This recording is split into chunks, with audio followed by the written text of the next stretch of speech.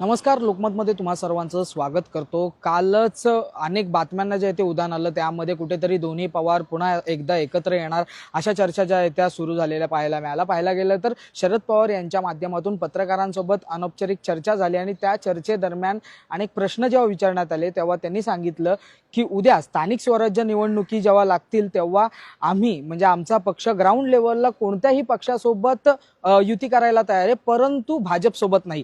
आणि याच संदर्भात आपल्यासोबत अधिक संवाद साधण्यासाठी स्वतः राष्ट्रवादी काँग्रेस शरद पवार पक्षाचे नेते मेहबूब शेख आहेत. आपण त्यांच्याशी थेट संवाद साधणार आहोत. सर, नेमका असं वक्तव्य पुन्हा एकदा करण्यात आलं म्हणजे कुठेतरी म्हणजे जुळण्याचे तार पुन्हा एकदा जुळलेले आहेत. आपलं काय मत आहे यावर? मला असं एक कळत नाही. शरद पवार साहेब आमचे सर्वोच्च नेते, त्यांचं भारतीय जनता पार्टीसोबत जायचं नाही ही भूमिका पवार साहेबांनी घेतली आणि अनेक वेळा मिटिंगमधून साहेबांनी सांगितलं की आम्हाला स्थानिक स्वराज्य संस्थेचे अधिकारी स्थानिकच्या पदाधिकाऱ्यांनी, त्यांना त्या प्रत्येक जिल्ह्यात प्रत्येक मतदारसंघातली परिस्थिती राजकीय वेगळी आहे. मग तिथं ज्याला जे सोयीचं असेल त्यांनी त्याच्यासोबत जरी आघाडी केली तर पक्षाचे त्या ठिकाणी त्यांनी परवानगी दिलेली आहे. फक्त भारतीय जनता पार्टीसोबत जाऊ नये हे पक्षाचं मत आहे आणि पवार साहेबांची हे विचारधारेवर राजकारण केलेलं आहे. मला वाटतं प्रत्येकच गोष्टीला आपण कुठेतरी चर्चा न्यायची. खरं तर आमच्या पक्षातले प्रदेशाध्यक्ष जयंत पाटील साहेब म्हणले आमच्याकडे काही प्रस्ताव नाही, आम्ही काही चर्चा केली नाही. तिकडचे प्रदेशाध्यक्ष म्हणतात त्या पक्षाचे आमच्याकडे काही प्रस्ताव नाही. नेमकं मीडियातच ही चर्चा का होती हाच आम्हाला प्रश्न पडला. नेमका आपण म्हणता की दोन्ही बाजूला जेव्हा विचारलं जातं तेव्हा सांगितलं जातं की कोणत्याच पद्धतीचा प्रस्ताव म्हणजे आमच्याकडून त्यांना गेला नाही किंवा त्यांच्याकडून आम्हाला आला नाहीये असंच सांगण्यात येतं. परंतु जेव्हा शरद पवार म्हणजे जेव्हा पक्षाचं स्वतःचं जे नेतृत्व होतं, ज्यांनी पक्षाला उभारी दिली, ज्यांनी पक्ष बनवला, त्या पक्षाचं जेव्हा नेतृत्व जेव्हा असे वक्तव्य करतात तेव्हा कुठेतरी वाटतं ना की म्हणजे आता कुठेतरी म्हणजे मेलजूल होऊ शकते. कुठेतरी ज्या म्हणजे दोन परिवारांमध्ये जो वाटला गेलेला राष्ट्रवादी पक्ष आहे तो पुन्हा एकदा एकत्र येऊ शकतो आणि यासाठी सुरुवात कुठे स्थानिक स्वराज्य निवडणुकीमधून होणार का असं आपल्याला वाटतं का? आणि आपण आपल्या पद्धतीने ज्या ठिकाणी आपण स्थानिक पातळीवरती काम करतात तिकडची राजकीय परिस्थिती पाहता उद्या तिकडे जर शिंदे असतील किंवा दादा असतील त्यांच्यासोबत युती करायला आपण तयार असाल का? असं आहे की ज्या त्या मतदारसंघाची परिस्थिती ही वेगळी आहे. आता पवार साहेबांनी असं म्हणलंय का तुम्हाला की राष्ट्रवादी सोबत युती करणार आम्ही, बाकी कोणत्या पक्षासोबत करणार नाही असं म्हणलेत का पवार साहेब? नाही, असं त्यांचं म्हणणं नव्हतं. पवार साहेबाचं असं म्हणणं नव्हतं. जर मग त्यांना करायचंच असतं तर ते म्हणले असते दोन्ही राष्ट्रवादीची युती करा. पवार साहेबांनी सांगितलं भारतीय जनता पार्टी सोडून, मग त्याच्यात काँग्रेस आलं, उद्धव बाळासाहेब ठाकरे ची शिवसेना आली, शिंदे गट आला किंवा अजितदादाची पार्टी आली. त्यामुळं ज्याला किंवा काही ठिकाणी कम्युनिस्ट पक्ष असेल, काही ठिकाणी शेकाप असेल, काही ठिकाणी वंचित बहुजन आघाडी असेल, काही ठिकाणी समाजवादी पार्टी असेल.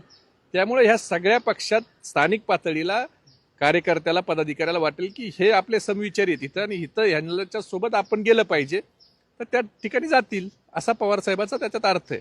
तुम्ही तुमच्या सोयीप्रमाणे अर्थ काढू नका. पण अशा अनेक चर्चा सुरू झाल्या यानंतर की कुठेतरी राष्ट्रवादीमध्ये तेवढं बळ नाही राहिलं का की अशा पद्धतीने जर म्हणजे भाजप सोडून जर म्हणजे भाजपच्या सोबत जे युती म्हणून पक्ष आहेत, शिंदे असतील किंवा अजित पवार असतील, त्यांच्यासोबत पुन्हा एकदा स्थानिक स्वराज्य निवडणुकीसाठी एकत्र यावं असं आहे की राष्ट्रवादीत बळ राहिलं का नाही तर 72 लाख मतं राष्ट्रवादीला मागच्या विधानसभेच्या निवडणुकीत पडलेत. शिंदे गटाला 79 लाख मतं पडलेत आणि अजितदादाला 58 लाख मतं पडली. त्याच्यामुळे आमचे बळ आहे, ताकद आहे का नाही शरद पवार साहेबांची ही मतात दिसलेली आहे, लोकसभेला दिसलेली आहे. ईव्हीएम मुळे विधानसभेत सीट कमी आल्या असल्या तरी मतं मात्र आम्हाला 72 लाख आहेत, हे लक्षात घ्या. त्यामुळं प्रश्न हा आहे की समजा मी लढतोय त्या भागात मला कोणता सोयीचा पक्ष वाटतो, मला कुणासोबत स्थानिक स्वराज्य संस्थेत युती करावी वाटती. मला वाटलं मी सोबळावर लढायचं तर आम्ही सोबळावर लढू. मला वाटलं की बाबा आपल्याला काही समविचारी लोकांना सोबत घेऊन जायचं जेणेकरून आपला फायदा होईल तर समविचारीला घेऊन जायचं. याच्यात सरळ स्थानिक स्वराज्य संस्थेला कोणताही पक्ष सगळ्या निवडणुका महाराष्ट्रात असं आहे, कोणताच पक्ष, भारतीय जनता पार्टी जगात मोठा पक्ष आहे, 288 लढलाय कधी भाजप? महाराष्ट्रात लढलेत का 288 जागा? त्यामुळे महाराष्ट्रात ह्या सगळ्या विचाराची लोक राहतात, सगळ्या पक्षाच्या नेत्यावर प्रेम करणारे वेगवेगळा वर्ग आहे. त्याला आम्हाला जे सोयीचं वाटेल त्याच्यातनं आम्ही त्यांच्यासोबत जावं एवढाच त्याचा अर्थ आहे. अगदी शेवटचा प्रश्न आहे, म्हणजे ह्या संपूर्ण वक्तव्यानंतर असं कुठेतरी वाटू लागलंय का दोन्ही पक्षांमध्ये जी नाराजी होती ती कमी झाली आहे? एकंदरीत असं मला तर काय अजून वाटलं नाही. मला वाटल्यावर मी सगळ्यात अगोदर तुम्हाला सांगेल. आता तुम्हाला वाटलंय तर आनंद आहे, पण आम्हाला अजून वाटलं नाही. वाटल्यावर आम्ही तुम्हाला सांगू. नक्कीच आपल्यासोबत राष्ट्रवादी काँग्रेस शरद पवार पक्षाचे नेते मेहबूब शेख होते. त्यांच्या माध्यमातून नेमका बैठकीमध्ये काय निर्णय झाला आणि नेमकं शरद पवारांच्या माध्यमातून काय सांगण्यात आलं होतं, कारण की विधानसभा निवडणुका असतील किंवा लोकसभा निवडणुका असतील यांच्यापेक्षा फार वेगळ्या आणि फार वेगळं राजकारण हे स्थानिक स्वराज्य निवडणुकीमध्ये चालतं. त्यामुळे राष्ट्रवादी काँग्रेस पक्षाचा असा जो निर्णय ठरलेला आहे की कोणत्याही म्हणजे पक्षासोबत युती केली जाईल, परंतु त्यामध्ये भाजप जो आहे तो मोजला जाणार नाही. भाजपसोबत युती जी आहे ती केली जाणार नाही. मुंबईहून मी आदित्य जाधव, तुम्ही पाहतात लोकमत.